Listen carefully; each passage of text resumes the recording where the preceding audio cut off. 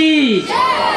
भाइयों और बहनों, जिस भारत माता के प्रांगण में, इनके अंचल में हम खेल कूद करके जब बड़े हो रहे हैं, और ये जो शब्द बोल रहा हूँ इसको क्रांतिकारियों ने जिस प्रकार वंदे मातरम के नारे के रूप में दिया है, और हम भारत माता की जय बोलने में संकोच कर रहे हैं। भारत माता की। अभी भी मुझे लग रहा है कि भारत माता यानी वंदे मातरम, वंदे मातरम, वंदे मातरम। मैं आपको सामान्य भाषा में पूछ लूं, ये सारे विद्यार्थी 12वीं के विद्यार्थी जिनका अभी अभी यहाँ पर सम्मान समारोह हुआ है, उत्थान क्लास 8 के इस मंच पर मंचासीन महानुभाव अतिथि, यहाँ के स्टाफ कक्ष, और मुख्य रूप से जिनकी भूमिका रही कृष्ण कुमार जी, मेरे परम मित्र, मैं आप सबका हृदय से स्वागत अभिनंदन करता हूँ आप सभी का, जिन्होंने इस प्रकार की शानदार प्रस्तुतियां दी हैं। मैं कभी कभी सोचता हूँ, दिलों में ऐसे विचार आते हैं, व्हाट्सएप यूनिवर्सिटी पढ़ता हूँ तो मुझे ऐसा लगता है कि भारतीय संस्कृति और सभ्यता किधर जा रही है। लेकिन मैं आपसे एक ही प्रश्न करने वाला हूँ, वंदे मातरम का क्या अर्थ है? वंदे मातरम का क्या अर्थ है? अभी मैं पूछूंगा नहीं, क्योंकि आप सब मेरे सामने बैठे हैं और आपकी जो श्रृंखला है मैं तोड़ने वाला नहीं हूँ। लेकिन आप घर जाकर के सोचना वंदे मातरम का क्या अर्थ है। इसी कोई अरब कंट्रीज बोलते हैं मादरे वतन, हम बोलते हैं वंदे मातरम।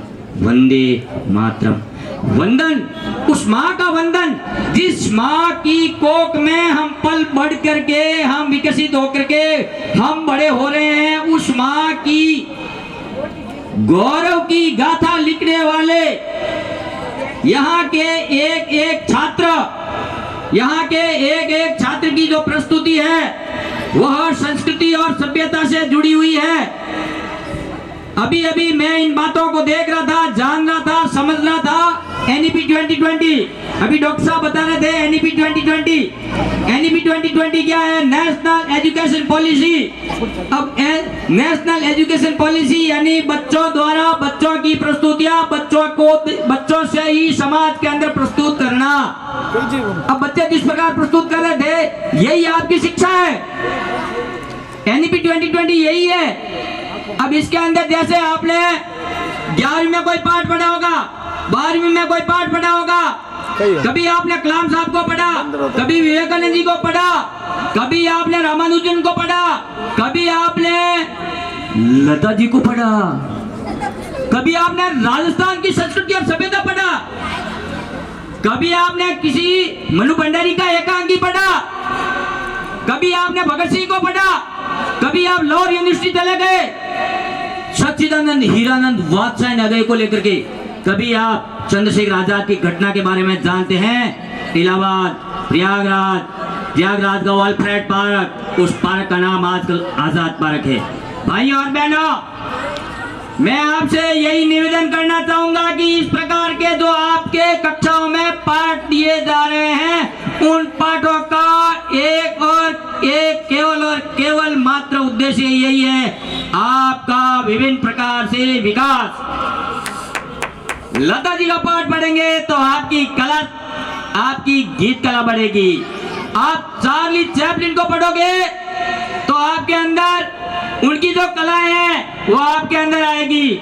आप भगत सिंह को पढ़ोगे, आप चंद्रशेखर आजाद को पढ़ोगे, आप वीर सावरकर को पढ़ोगे तो आपके अंदर देशभक्ति का अटूट जज्बा वो स्थापित होगा।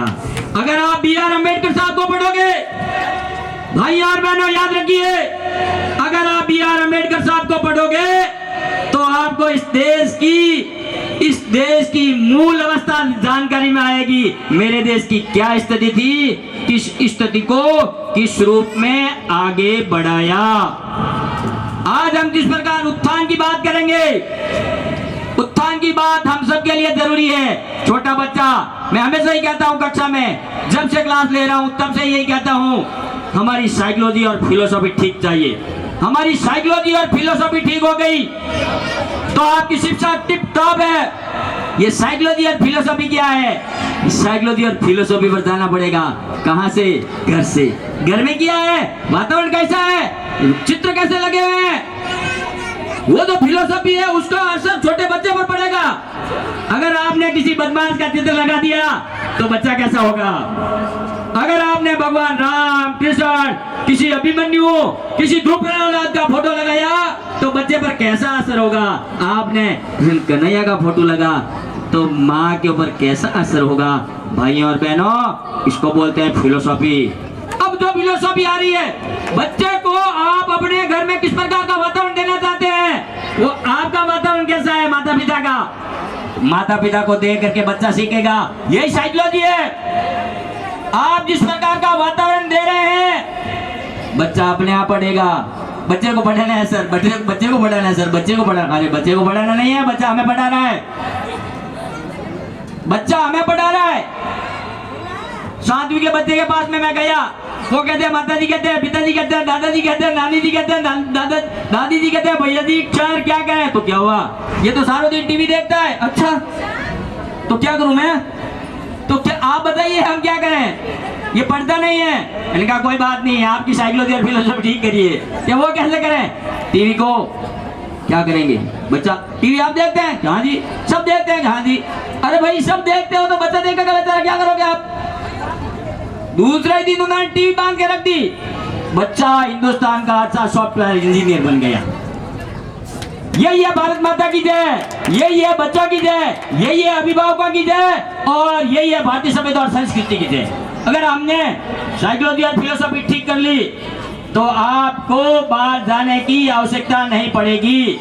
हाँ चलेगा, आधुनिक तकनीक चलेगी, आधुनिक तकनीक से हम दूर नहीं भागेंगे और भागना भी नहीं चाहिए। क्यों? क्योंकि समय के साथ बदलाव होगा, उस बदलाव को स्वीकार करना पड़ेगा। लेकिन कैसा, पॉजिटिव या नेगेटिव, वो हमारे ऊपर निर्भर करेगा। अगर हमने उसको ठीक प्रकार से समझ लिया तो मैं कहता